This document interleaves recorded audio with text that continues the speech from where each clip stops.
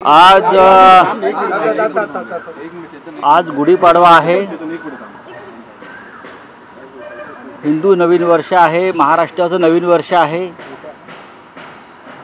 उत्साह आहे महाराष्ट्रात फार मोठ्या प्रमाणात।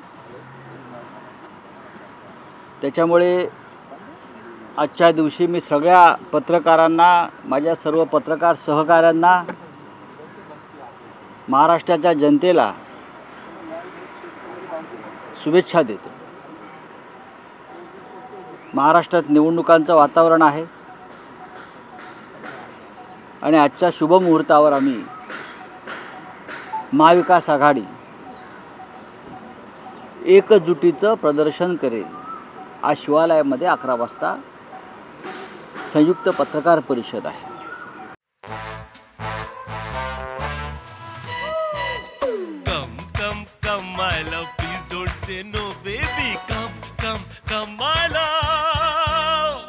वी-गार्ड के air coolers extra large cooling pads के साथ जो अच्छों को ठंडा करे। V Guard air coolers, long lasting cooling. त्यात माननीय शरद पवार साहेब, माननीय उद्धव ठाकरे साहेब, काँग्रेसचे ज्येष्ठ नेते बाळासाहेब थोरात, पृथ्वीराज चव्हाण, नानासाहेब पटोले हे सगळे उपस्थित राहतील। याशिवाय समाजवादी पार्टी, शेका पक्ष, डावे पक्ष, कम्युनिस्ट दोन्ही, CPIM, कपिल पाटील यांच्या नेतृत्वाखालचा त्यांचा पक्ष, असे सगळे पक्ष हे तिथे उपस्थित राहतील। आणि आम्हाला खात्री आहे ही एकजूट महाराष्ट्रामध्ये कायम राहील आणि आम्ही 35 पेक्षा जास्त लोकसभेच्या जागा जिंकू। हे आजच्या शुभ दिनी आम्ही जाहीर करायला अजिबात आम्ही मागे पुढे पाहणार नाही। आम्ही 35 पेक्षा जास्त जागा जिंकू। काही लोकांचं मिशन असतं आम्ही 48च्या 48 जिंकू, 45+ मिशन। आमचं नाही, आम्ही 35 पेक्षा जास्त जिंकू। मग 35 पेक्षा जास्तमध्ये मग ते 40 असतात, 45 असतात, पण 35 मात्र पक्क्या।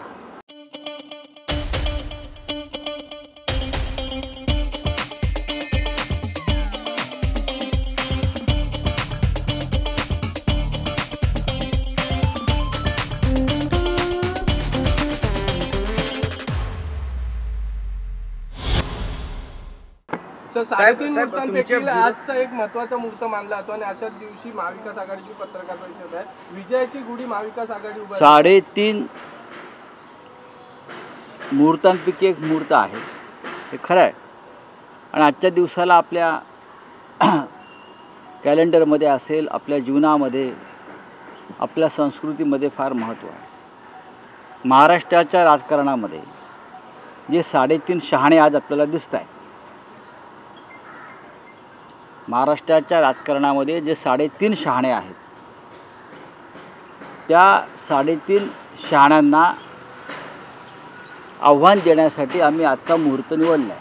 3.5 मुहूर्तापैकी एक। सांगली किंवा भिवंडी ह्या 2 जागांचा आणि अशाच काही जागांवर वाद होता। आजच्या पत्रकार परिषदेत मला असं वाटतं ज्या अर्थी आम्ही एकत्र येऊन पत्रकार परिषद घेत आहोत, 3 पक्ष आणि इतर आमचे घटक पक्ष, त्या अर्थी आमच्या दृष्टीनं कोणताही वाद उरलेला नाही। आणि असं वाटलं तुम्हाला जर काय आहे तर आम्ही एकत्र बसू आणि चर्चा करू। मी कालही सांगितलं की आघाडीमध्ये किंवा गठबंधन याच्यामध्ये एखाद दुसऱ्या जागेवरून शेवटपर्यंत चर्चा होत असते आणि ती अपेक्षित आहे। अनेक वर्ष वेगळ्या पद्धतीनं आपण काम करताना एकत्र येतो, प्रत्येक जागेवरती आपले कार्यकर्ते काम करत असतात। सांगलीसुद्धा मी मानतो किंवा भिवंडीसुद्धा मानतो की अनेक पक्षाचे लोक काँग्रेस तिकडे अनेक वर्ष लढत आली स्वातंत्र्यापासून। मी विश्वजित कदम आणि विशाल पाटील या दोन्ही सांगलीकर नेत्यांच्या भावनांशी मी सहमत आहे एक राजकीय कार्यकर्ता म्हणून। त्याचप्रमाणे भिवंडीतील सुद्धा राजकीय कार्यकर्त्यांच्या भूमिकांशी मी सहमत आहे। त्याचप्रमाणे रामटेक, अमरावती, कोल्हापूर जिथे आमच्या जागा आम्ही काँग्रेसला सोडल्या, तेथील शिवसैनिकांच्या ज्या भावना आहेत त्या संदर्भात जागा सोडण्यासंदर्भात त्यांच्याशी मी सहमत आहे, हे होत असतं. पण शेवटी आपल्याला या देशात हुकुमशाहीविरुद्ध लढताना काही गोष्टी स्वीकाराव्या लागतात, काही गोष्टींचा त्याग करावा लागतो. पंतप्रधान काल एक मिनिट साहेब, तुम्ही का अर्ध्या शाण्याच्या 3.5 मुहूर्तांपैकी 3.5 शाणे म्हणाले, तर हे अर्धा शाणा नेमका कोण आहे? अर्धा शाणा नेमका कोण?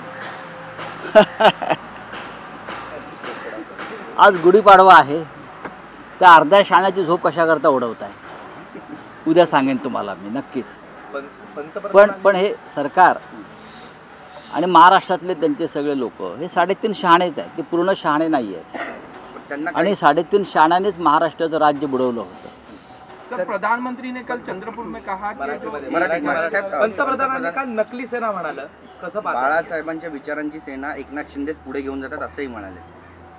बाळासाहेबांच्या हाच विचारांची शिवसेना. प्रधानमंत्री मोदी म्हणजे आज ते प्रधानमंत्री त्या अर्थानं नाही आहेत, तरी ते स्वतःला प्रधानमंत्री लावतात. आचारसंहितेमध्ये कोणीही मुख्यमंत्री नसतो, कोणी प्रधानमंत्री नसतो.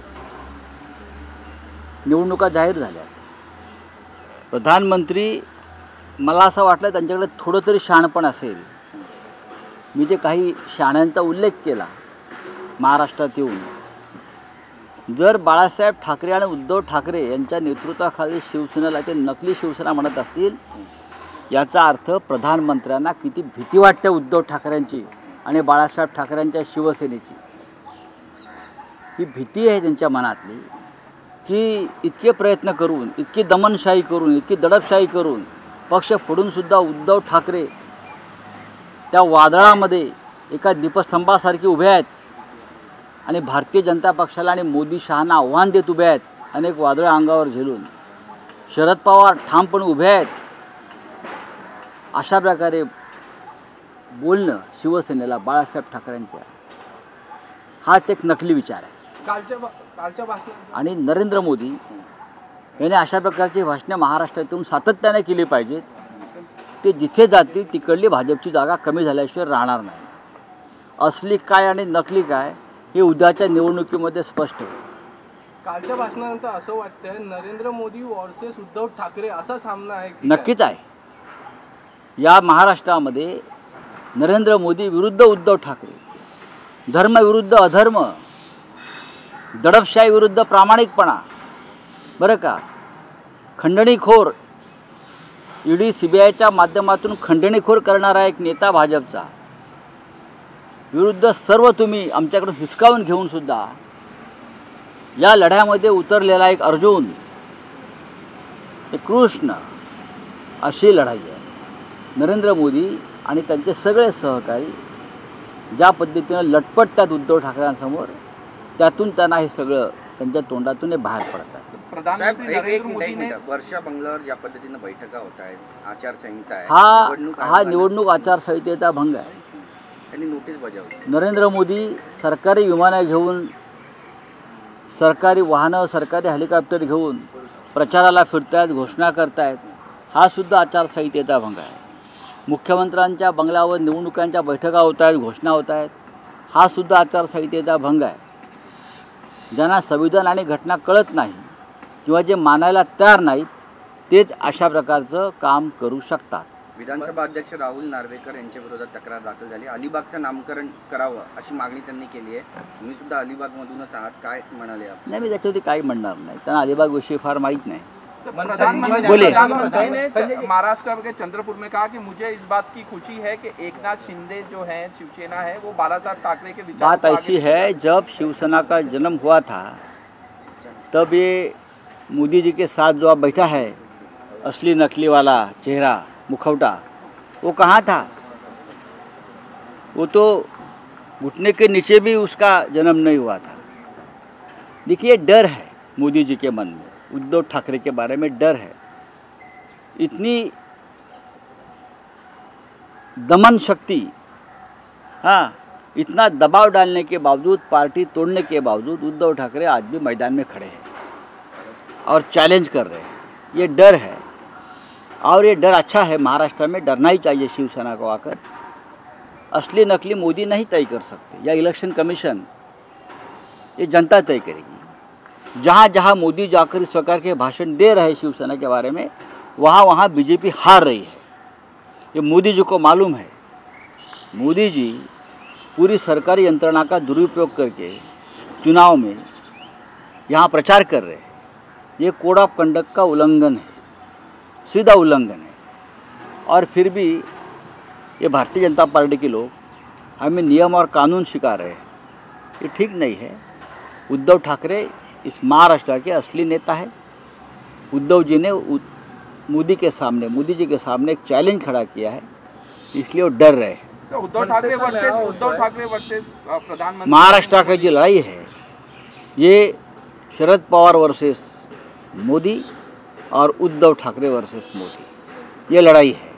और इसमें जो महाराष्ट्र के दुश्मन है वो पराजित हो जाएंगे। तो सांगली सीट को लेके भी कुछ ऑफर दी गई है कांग्रेस की तरफ से कि वो सीट छोड़ दीजिए, हम दूसरी सीट देंगे, और पवार साहब को मध्यस्थता करने के बारे में कहा गया है। इसमें इस तरह से कुछ बातचीत खत्म हो चुकी है, ये पहले भी मैंने कहा है। इसीलिए आज संयुक्त पत्रकार परिषद है, उसमें सब कुछ बातें सामने आ जाएगी। मनसेचा मेळावा होतोय, फडणवीस म्हणाले की मनसे सोबत येईल अशी शक्यता आहे। माझ्या दोघांनाही शुभेच्छा आहे। आज गुढीपाडवा आहे।